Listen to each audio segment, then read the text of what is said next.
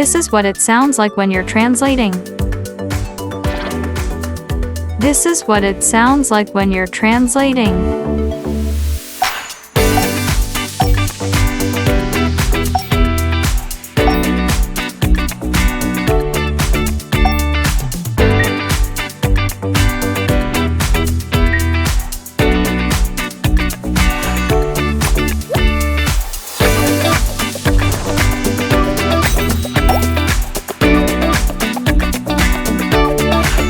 Excuse me, is there a traditional Spanish restaurant nearby?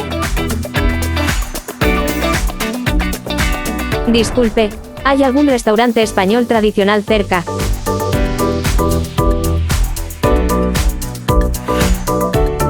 Hola, hay un restaurante famoso al otro lado de la calle. Hello, there's a famous restaurant on the other side of the street.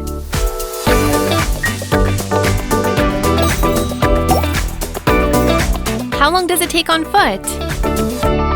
¿Cuánto se tarda a pie?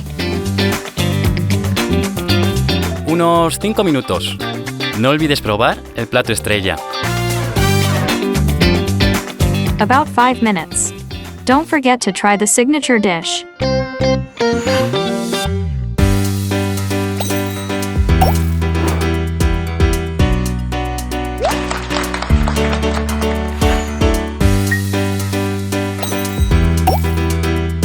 Thank you for your help.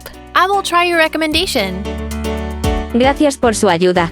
Voy a probar su recomendación. Un placer. Espero que te guste. My pleasure. I hope you like it.